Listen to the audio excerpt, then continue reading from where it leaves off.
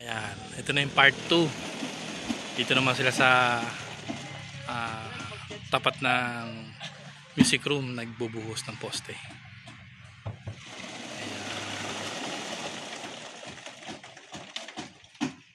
Abot-abot ng ulit. Mataas ang ating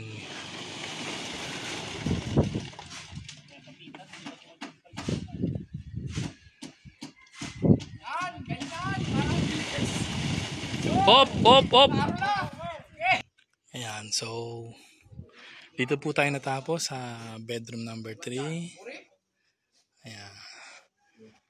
I think this is the kitchen, the stove here. Then there's gonna be a sink here. Then an island table. Ano tawag doon? Counter?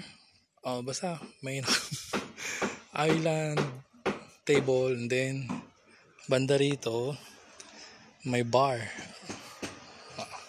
Panis. Then dito po division, may fridge dyan. Ayan, walk path yan papunta sa bedroom number 4. Ayan, kung side na to ay hindi pa nila ginagalaw kasi may mga revisions pa. So I think final na yung revisions. So bukas pagpasok nila sigurado titirahin na to since padating ngayon yung bakal.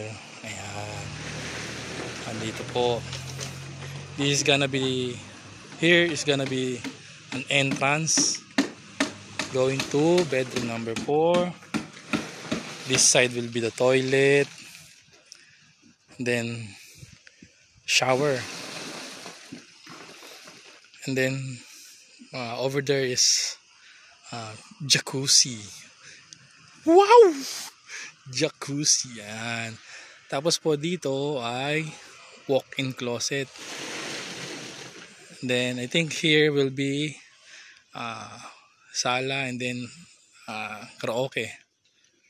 Ayan. Tapos po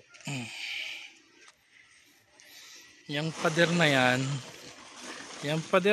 sa kabila po niyan ay ang bedroom. Yeah. Yan. Huhukain pa. Yan, bedroom po yan. Bedroom, tas may sala sa harapan kung kakasya pa. Then yung pinakang outer na yon, yung may kasama ro sa poste, terrace. Terrace pa pupunta ron, then terrace papunta rito. Ayan.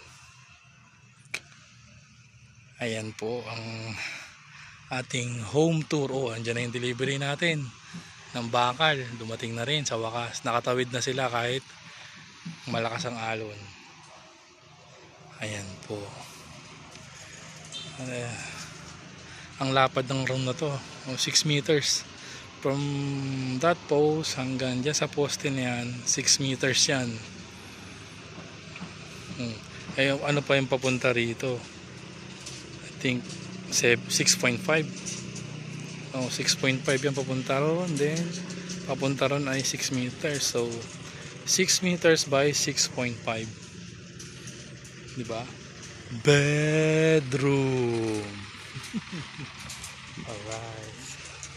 So ayan na po.